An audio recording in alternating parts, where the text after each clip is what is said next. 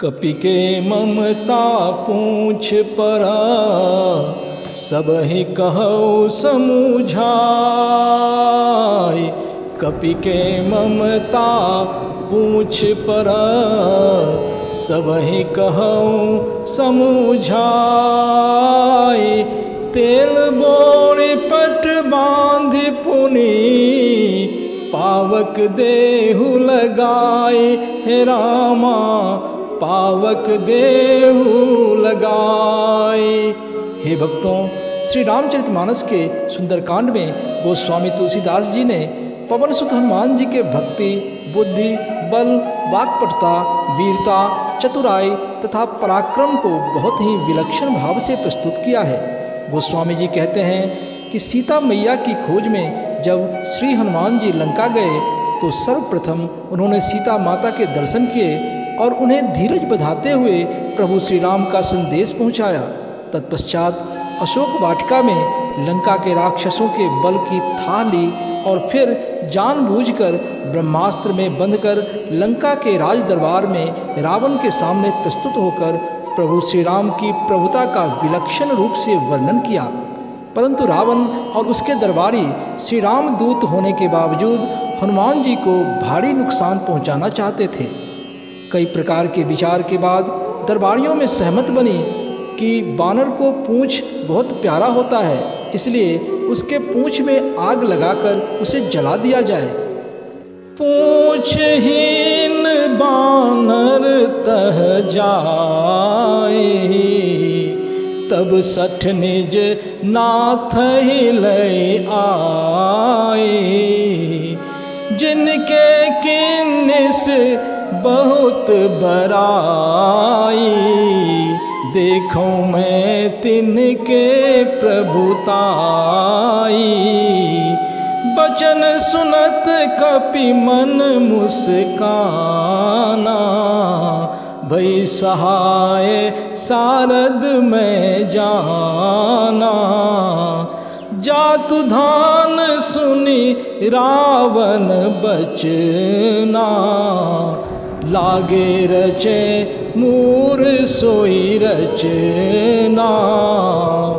गोस्वामी जी कहते हैं कि रावण ने सोचा कि पूंछ जल जाने के बाद जब यह बानर अपने स्वामी श्री राम के पास जाएगा तब इसके स्वामी को भी बाध्य होकर इस दरबार में उपस्थित होना पड़ेगा। जिस प्रभु श्री राम की इस बानर ने इतनी बड़ाई यानी कि तारीफ की है, जरा हम भी तो उसकी प्रभुता देखें। ये बातें सुनते ही हनुमान जी मन ही मन मुस्कुराए और समझ गए कि माता सरस्वती की कृपा से ही इन राक्षसों की बुद्धि भ्रष्ट हो गई है और सारे राक्षस हनुमान जी के पूंछ में आग लगाने की तैयारी करने लगे। रहा न नगर बसन घृत तेला, बाढ़ी पूछ कीन्ह कपि खेला।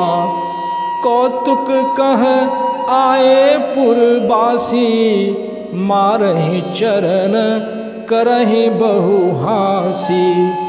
बाजहि ढोल देहि सब तारी, नगर फेरी पुनि पूछ प्रजारी। पावक जरत देखी हनुमंता, भयउ परम लघु रूप तुरंता। निबुकी चढ़ेउ कप कनक अटारी, भई सभीत निशाचर नारी। आगे गोस्वामी जी कहते हैं कि हनुमान जी के पूंछ पर वे घी तेल में डुबाया हुआ कपड़ा लपेटने लगे। फिर बजरंगबली अपनी पूंछ लंबी से बहुत लंबी बढ़ाने लगे। उस पूंछ में इतना कपड़ा, तेल और घी लगा कि पूरे नगर में इसकी कमी हो गई। नगरवासी बढ़ते पूंछ पर ठोकरे मार मार कर हंसी उड़ाने लगे। लोग ढोल और ताली बजाकर खूब मज़े लेने लगे और हनुमान जी के पूंछ में आग लगाने से पहले नगर में घुमाया गया। गोस्वामी जी कहते हैं कि अब वो क्षण आ गया जब हनुमान जी के पूंछ में आग लगा दी गई। पूंछ में आग जलता देख हनुमान जी ने तुरंत बहुत ही छोटा रूप धारण कर लिया और बंधन से निकलकर सोने की अटारियों पर जा चढ़े। यह देखकर राक्षसों की स्त्रियां भयभीत हो गईं। हरि प्रेरित ते ही अवसरा, चले मरुत 49। हरि प्रेरित ते ही अवसरा, चले मरुत 49। अट्टहास कर गर्जा, कपि बढ़ी लाग आकाश। हे रामा, कपि बढ़ी लाग आकाश। अब गोस्वामी तुलसीदास जी श्री हनुमान जी के विकराल रूप और नगर के तबाही का वर्णन करते हुए कहते हैं कि प्रभु की कृपा से देखते ही देखते 49 पवन बहने लगे। हनुमान जी ने भारी गर्जना के साथ आकाश तक का विशाल रूप धारण कर लिया। देह विशाल परम हरु आई, मंदिर ते मंदिर चरधाई। जरई नगर भा लोग बिहाला, झपट लपट बहुकोटि कराला। तात मातुहा सुनिय पुकारा, एहि अवसर को हम ही उबारा। हम जो कहा यह कपि नहीं होई, बानर रूप धरे सुर कोई। गोस्वामी जी कहते हैं कि हनुमान जी का देह अति विशाल है, लेकिन वे काफ़ी हल्के और फुर्तीले भी हैं। वे दौड़कर एक महल से दूसरे महल पर चढ़ जाते हैं। समूचा नगर इस प्रकार जल रहा है मानो आग की करोड़ों भयंकर लपटें झपट रही हों। लोग हाय तौबा मचा रहे हैं और अपने आप को बचाने के लिए इधर उधर भाग रहे हैं। नगरवासी कह रहे हैं कि हमने तो पहले ही कहा था कि यह कोई साधारण बानर नहीं है, बल्कि बानर के रूप में कोई देवता है। साधु अवज्ञा कर फलु ऐसा, जरई नगर अनाथ कर जैसा। जारा नगरु निमिष एक माही, एक विभीषण कर गृह नाही। ताकर दूत अनल जहि सिरजा, जरा न सोते ही कारण गिरिजा। उलटी पलटी लंका सब जारी, कुदि परा पुनि सिंधु मझारी। गोस्वामी जी आगे कहते हैं कि साधु के अपमान का यह फल है कि लंका अनाथ के नगर के समान जल रहा है। केवल विभीषण का महल छोड़ हनुमान जी ने सारा नगर जला डाला। फिर शिव जी पार्वती से कहते हैं कि जिन्होंने अग्नि को बनाया है हनुमान जी उन्हीं के दूत हैं, और ऐसा अग्नि प्रभु श्री राम भक्त हनुमान जी को कैसे जला सकता है। हनुमान जी ने उलट पलट कर सारी लंका जला डाली और फिर वे समुद्र में कूद पड़े। पूछ बुझाई खोई श्रम, धरि लघु रूप बहोरी। पूछ बुझाई खोई श्रम, धरि लघु रूप बहोरी। जनक सुता के आगे, ठार भयउ कर जोड़ी। हे रामा, ठार भयउ कर जोड़ी। फिर गोस्वामी जी कहते हैं कि समुद्र में पूंछ की आग बुझाकर और थकावट दूर कर हनुमान जी ने छोटा रूप धारण कर लिया और फिर अशोक वाटिका में माता सीता के पास जाकर दोनों हाथ जोड़कर खड़े हो गए। मातु मोहि दीजै कछु चीन्हा, जैसे रघुनायक मोहि दीन्हा। चूड़ामणि उतारी तब दयऊ, हरस समेत पवन सुत लयऊ।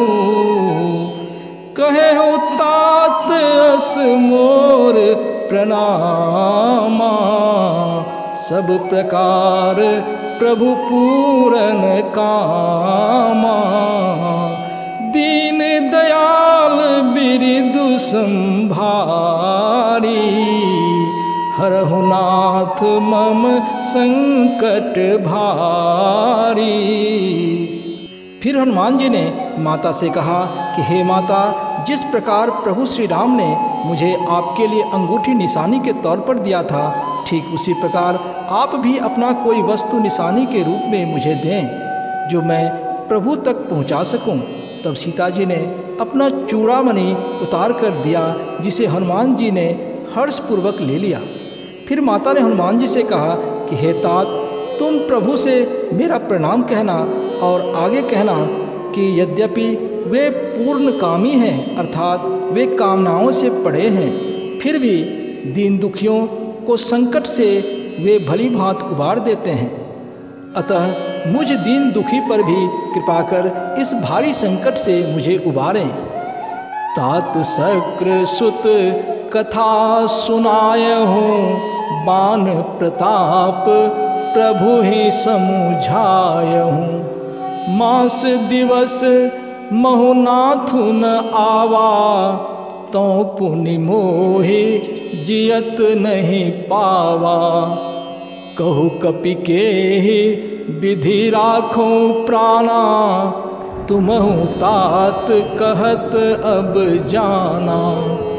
तो ही देखी शीतल भई छाती, पुनि मोह कहूँ सोई दिन सो राती। फिर गोस्वामी जी कहते हैं कि माता सीता ने हनुमान जी को और प्रभु संदेश सुनाते हुए कहा कि हे हनुमान जी, तुम इंद्रपुत्र जयंत की कथा प्रभु को सुनाना और प्रभु को उनके बाण का प्रताप याद दिलाना। यदि महीने भर में प्रभु मुझे लेने नहीं आए तो फिर मुझे जीवित नहीं पाएंगे। हे हनुमान जी, कहो मैं किस प्रकार तब तक जीवित रहूं?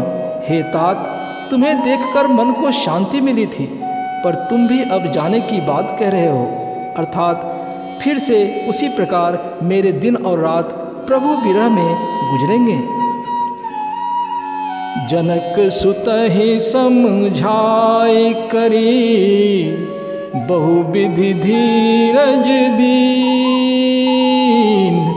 जनक सुतहि समझाई करी, बहुविधि धीरज दीन। चरण कमल सिरुनाई कपि, गवनु राम पहि कीन। हे रामा, गवनु राम पहि कीन। फिर हनुमान जी ने नाना प्रकार से जानकी माता को धीरज बधाया और उनके चरण कमल में सिर नवाकर श्री राम जी के पास गमन किया। हे भक्तों, रुद्रावतार हनुमान जी ने लंका में जिस प्रकार अपना रौद्र रूप दिखाया, उसके कारण राक्षसों में भय उत्पन्न हो गया। हे बजरंगबली, आपने श्री रामदूत का फर्ज बखूबी निभाकर माता सीता को धीरज बंधाकर और उनका प्राण बचाकर प्रभु भक्ति का अद्भुत मिसाल प्रस्तुत किया है। आपको हम भक्तों की ओर से कोटि कोटि नमन। हे भक्तों, इस प्रकार सुंदरकांड में वर्णित श्री हनुमान सीता संवाद पूर्ण हुआ। इसी संवाद के पहले तथा दूसरे वीडियो का लिंक आगे दिया गया है। आगे की कथा जानने के लिए आप सभी भक्तों से निवेदन है कि आप इस चैनल को सब्सक्राइब कर बेल आइकन जरूर दबाएं, जिससे कि आने वाले ऐसी वीडियो का नोटिफिकेशन आप तक आसानी से पहुंच सके। जय जय श्री राम, जय जय बजरंगबली।